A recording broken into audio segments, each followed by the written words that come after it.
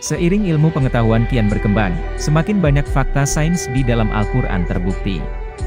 Fenomena-fenomena alam yang terjadi tertulis di dalam Al-Quran. Isi Al-Quran tak hanya berisi tata cara ibadah dan ketuhanan, melainkan terkandung banyak ilmu dan hikmah di dalamnya, yang hingga kini belum seluruhnya terungkap. Hal ini menunjukkan Al-Quran bukan karangan manusia, melainkan firman Allah yang kebenarannya tak diragukan. Dirangkum dari sejumlah sumber, berikut di antaranya 7 fenomena sains yang tercantum dalam Al-Quran.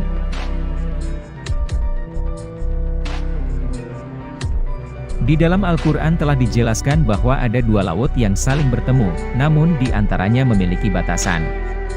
Ini terjadi di Selat Gibraltar yang menghubungkan Lautan Mediterania dan Samudera Atlantik.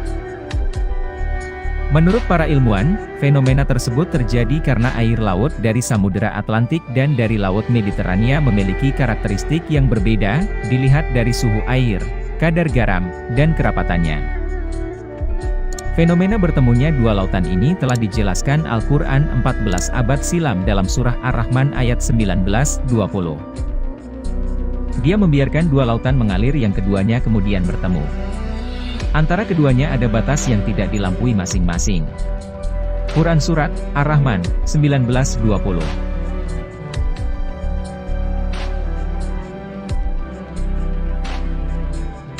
Seorang ahli geologi asal Rusia Anatol Zbagovich dan Yuri Bagdanov seorang ilmuwan asal AS, menemukan fenomena api di dasar laut.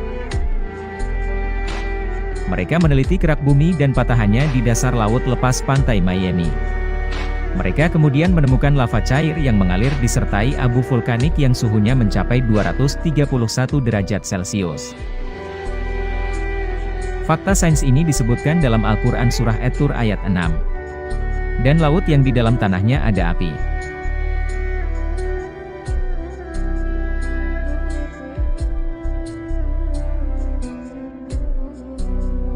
Tata surya merupakan bagian dari alam semesta yang sangat luas.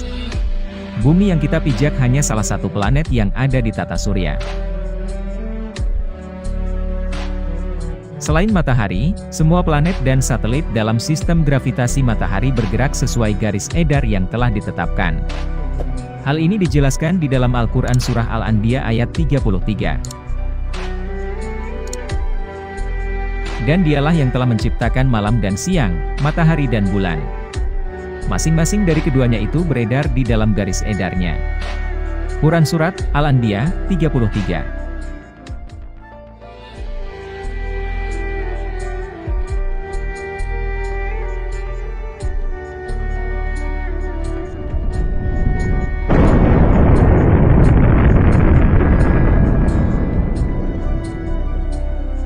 Big Bang diyakini sebagai peristiwa yang menyebabkan terbentuknya alam semesta.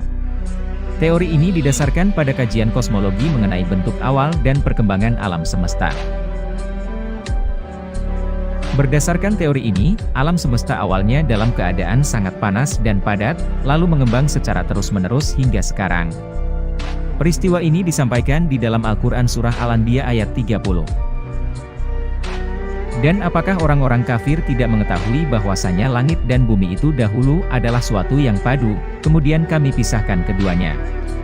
Dan dari air kami jadikan segala sesuatu yang hidup. Maka mengapakah mereka tidak juga beriman?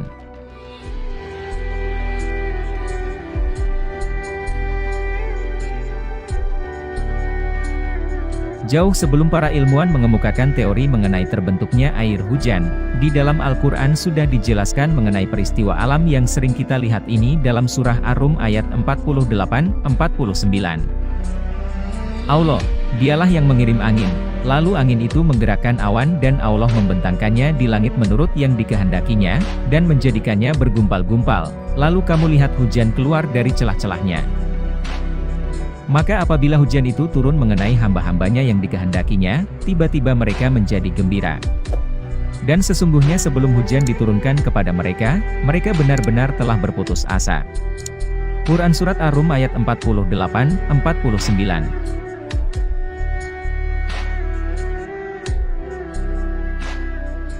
Ilmuwan asal Prancis, Jacques Chousteau, menemukan fenomena sungai di dasar laut. Para ahli menyebut fenomena ini sebagai lapisan hidrogen sulfida, karena air yang mengalir di sungai dasar laut ini memiliki rasa air tawar.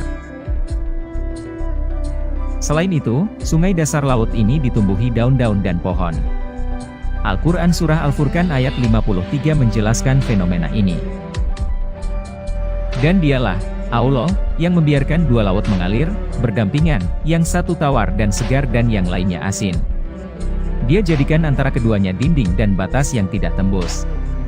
Quran Surat Al-Furqan, 53.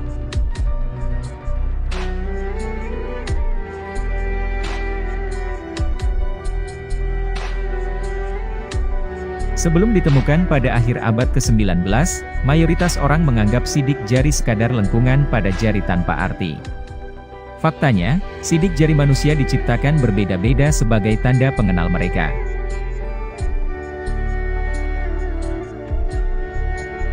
Bahkan mereka yang terlahir kembar identik pun memiliki pola sidik jari yang berbeda. Penelitian yang dilakukan oleh Sir Francis Gould akhirnya membuat sidik jari menjadi metode ilmiah identifikasi pada 1880. Kesempurnaan jari manusia ini dijelaskan dalam Al-Quran, Surah Al-Qiyamah ayat 3, yang membahas rekonstruksi jemari manusia. Apakah manusia mengira bahwa kami tidak akan mengumpulkan kembali tulang belulangnya? Bukan demikian. Sebenarnya kami kuasa menyusun kembali jari jemarinya dengan sempurna. Quran Surat Al-Qiyamah, 3.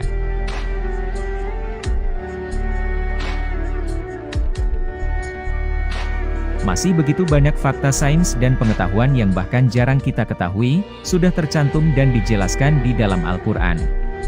Selalu ada pengetahuan baru yang dapat diambil darinya.